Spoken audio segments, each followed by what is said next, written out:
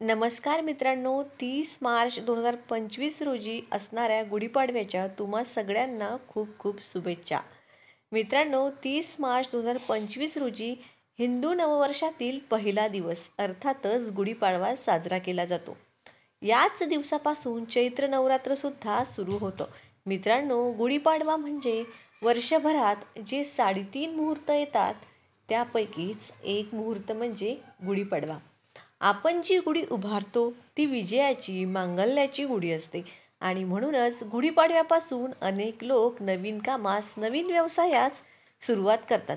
कारण त्या कामांमध्ये यश मिळण्याचे चान्सेस खूप जास्त असतात. मित्रांनो, गुढीपाडव्याच्या दिवशी अनेक नवनवीन वस्तूंची देखील आपल्याकडे खरेदी केली जाते. जसं की प्रॉपर्टीची तर खूप जास्त प्रमाणात खरेदी केली जाते. त्यातूनच मोठा लाभ संभवतो, घरामध्ये बरकत येते, अशी देखील आपल्याकडे प्राचीन मान्यता आहे. मित्रांनो, आज आपण गुढीपाडव्याच्या दिवशी करावयाची अत्यंत प्रभावशाली आणि तितकेच अगदी साधे सोपे उपाय बघणार आहोत. हे उपाय केल्याने घराची बरकत होते, अर्थात घरात प्रगती होते असं म्हटलं आहे आणि त्या घरातून मोठ्या प्रमाणात नकारात्मक ऊर्जा निघून जाते. गुढीपाडव्याच्या दिवशी हे उपाय केल्याने ज्यामुळे तुम्हाला धनधान्याला बरकत येईल, पैशाला कमी पडणार नाही आणि आरोग्य देखील चांगले राहील. पण व्हिडिओमध्ये आपण पुढे जाण्याआधी मी तुम्हाला सांगते, जर व्हिडिओची माहिती जर तुम्हाला महत्त्वपूर्ण वाटली तर व्हिडिओला लाईक नक्की करा. आता आपण उपायांबद्दल बोलू. सकाळी लवकर उठावं, अगदी ब्रह्ममुहूर्तावरच उठावं. अंगणाची साफसफाई करावी. त्यानंतर स्नान करण्याच्या पाण्यामध्ये अर्थात अंघोळीच्या पाण्यामध्ये काही कडुलिंबाची पाने टाकावीत आणि या पाण्याने स्नान करावे. अशी मान्यता आहे की यामुळे शरीरातील अनेक प्रकारचे रोग आजार निघून जातात. शरीर शुद्धीकरण होतं. विशेष करून जे लोक आजारी असतात, त्यांची तब्येत वारंवार बिघडत असते, त्यांनी आवर्जून हे करून पाहावं. दुसरं म्हणजे असं की गुढीपाडव्याच्या दिवशी स्नान केल्यानंतर आपण सर्वांनाही एक गोष्ट माहीतच असेल की जी व्यक्ती सकाळी लवकर उठते, ब्रह्ममुहूर्तावर उठून स्नान करून सूर्यदेवाचे दर्शन करते, त्या व्यक्तीचा सूर्य मजबूत बनतो. म्हणजे त्या व्यक्तीच्या कुंडलीतील सूर्य मजबूत बनतो आणि त्या व्यक्तीला समाजामध्ये मानसन्मान, मानव प्रतिष्ठा मिळू लागते. तुम्हाला तुमच्या घरात योग्य तो मानसन्मान मिळत नसेल, समाजामध्ये योग्य तो मानसन्मान प्रतिष्ठा मिळत असेल, तर गुढीपाडव्याच्या दिवशी स्नान केल्यानंतर सूर्यदेवाचे दर्शन नक्कीच घ्यावे. सूर्यदेवाला आधी अर्घ्य अर्पण करावं. हे अर्घ्य अर्पण करत असताना ओम सूर्याय नमः किंवा ओम आदित्यनाय नमः यापैकी कुठलाही मंत्र म्हटला तरीही चालतं. मात्र जप नक्की करावा. जप कमीत कमी 7 वेळा तरी करावा. समाजामध्ये नावलौकिक वाढतं. विशेष करून जे लोक समाजकार्यात आहेत, राजकारणात आहेत, त्यांनी तर हे नक्कीच करून पाहावं. सूर्याला तर दररोजच अर्घ्य आठवणीने द्यावं. गुढीपाडव्याच्या दिवशी जे आपण गुढी उभारतो ती गुढी सायंकाळच्या वेळी खाली उतरवल्यानंतर या गुढीला जी आपण कडुलिंबाची पाने बांधलेली होती, तर त्या कडुलिंबातील काही पाने आपण आपल्या तिजोरीमध्ये किंवा पैशाच्या पाकिटामध्ये नक्की ठेवावीत. आपली जी तिजोरी असते तिथे आपण पैसे ठेवतो, दागदागिने ठेवतो किंवा ज्या ठिकाणी मौल्यवान वस्तू ठेवल्या जातात त्या ठिकाणी माता लक्ष्मीचा वास असतो आणि अशा ठिकाणी विजयाचं प्रतीक असणाऱ्या, मांगल्याचे प्रतीक असणाऱ्या गुढीला बांधलेली ही पानं जर आपण तिजोरीमध्ये पैशाच्या ठिकाणी ठेवली, तर अशी विजयाची कडुलिंबाची पानं त्या ठिकाणी ठेवल्यानंतर त्या ठिकाणच्या निगेटिव्हिटीचा नाश होतो. त्या ठिकाणची नकारात्मक ऊर्जा नाश पावते आणि अशा ठिकाणी गरिबी, दरिद्रता, अलक्ष्मी टिकत नाही आणि त्यानंतर अर्थातच त्या ठिकाणी लक्ष्मीचा वावर सुरू होतो, लक्ष्मीचा वास सुरू होतो आणि त्या ठिकाणी पैसा आकर्षित होऊ लागतो आणि आपला पैसा देखील वाढू लागतो.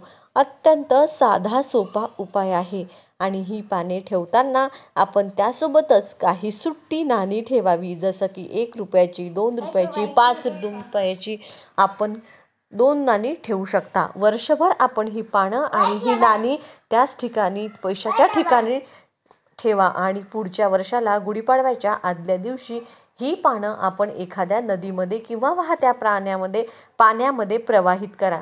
आणि वाहतं पाणी नसेल तर कोणत्याही पवित्र झाडाखाली आपण ही पानं टाकू शकता. आणि ही जी नाणी आहेत त्यांचा पुनर्वापर तुम्ही करू शकता. दरवर्षी अशीच नवीन गुढीची कडुलिंबाची पानं घ्यायची, त्याबरोबर काही सुट्टी नाणी, पैशाची नाणी घ्यायची, पैशाचा ठिकाणी ठेवायची. पुढल्या वर्षी गुढीपाडव्याच्या येण्याच्या आधी ते काढून घ्यायचं आणि मग परत नवीन ठेवायचं.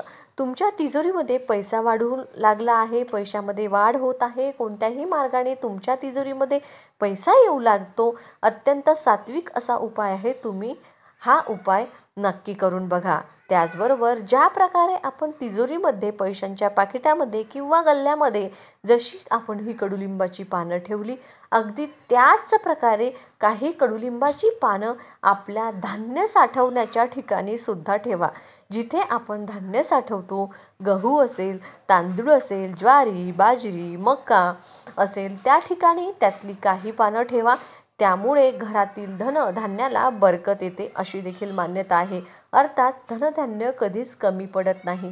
घरातील लोकांना कधीच उपासमारीची वेळ येत नाही. सोबतच घरातील लोकांचं आरोग्यसुद्धा चांगलं राहतं. त्याचबरोबर ज्या घरामध्ये सातत्याने भांडण होतात, कलह होतात, घरामध्ये सुख शांती नाही, यासाठी छोटासा उपाय गुढीपाडव्याच्या दिवशी सायंकाळी गुढी उतरवल्यानंतर तुम्हाला करायचा असतो. गुढीला जी साखरेची गाठी बांधलेली असते ती साखरेची गाठी घरातील सर्वात लहान मुलाच्या गळ्यात घालायची आणि त्याला घरभर फिरवून द्यायचं.